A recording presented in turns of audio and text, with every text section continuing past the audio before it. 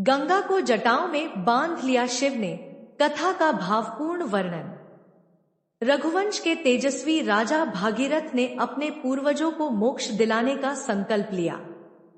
यह आसान नहीं था, इसके लिए उन्हें देवगंगा को स्वर्ग से पृथ्वी पर लाना था। भागीरथ ने हिमालय की निस्तब्धता में प्रचंड धूप हवा सर्दी सहकर वर्षों तक कठोर तपस्या की। उनकी भक्ति से प्रसन्न होकर माता गंगा प्रकट हुई। उनका स्वर शीतल था पर गर्व से भरा।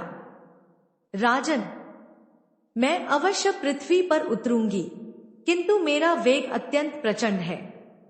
यदि मैं सीधे गिर पड़ी तो पृथ्वी चिरनिद्रा में डूब जाएगी। भागीरथ का हृदय दुविधा में पड़ गया। गंगा का अभिमान भी कम न था। उन्हें विश्वास था कि उनके वेग को कोई रोक नहीं सकता। इसी असमंजस में भागीरथ ने एक नया तप आरंभ किया। इस बार लक्ष्य था त्रिपुरारी, संसार के दुहक हरने वाले महादेव शिव। न जाने कितने युग बीते पर शिव प्रसन्न हुए। वे तपस्वी राजा के सम्मुख प्रकट हुए और बोले, वर मांगो भागीरथ। कांपते स्वर में राजा ने कहा, भगवन, गंगा को पृथ्वी पर उतारने में मेरी सहायता कीजिए। शिव मुस्कुराए। वे जान चुके थे कि गंगा के भीतर थोड़ा गर्व छुपा है। भागीरथ का संकल्प पवित्र था, इसलिए शिव ने उसे पूरा करने का निश्चय किया। और फिर वह क्षण आया जब गंगा आकाशपथ से वेगपूर्ण जल प्रवाह की तरह पृथ्वी की ओर उतरी। उनका वेग, उनका गर्व, मानो सारा ब्रह्मांड थर्रा उठा। पर शिव वहां खड़े थे, स्थिर, अडिग, पर्वत जैसे।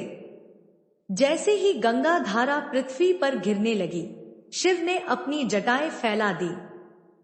क्षण भर में पूरा वेग, पूरा गर्व सब महादेव की जटाओं में कैद हो गया। गंगा छटपटाई, विनम्र स्वर में बोली, भोलेनाथ, मुझे क्षमा करें। मैं अपने अभिमान को पहचान न सकी। शिव प्रसन्न हुए। उन्होंने अपनी जटाओं को हल्का सा झटका दिया और गंगा को एक छोटे से पोखर में छोड़ दिया, जहां से वे 7 पवित्र धाराओं में बंटकर पृथ्वी पर उमड़ी। भागीरथ आगे आगे, गंगा पीछे पीछे। और इसी प्रकार हुई भागीरथी गंगा की पृथ्वी पर अवतरण की कथा, जिसने केवल एक वंश ही नहीं बल्कि संपूर्ण मानवता का कल्याण किया।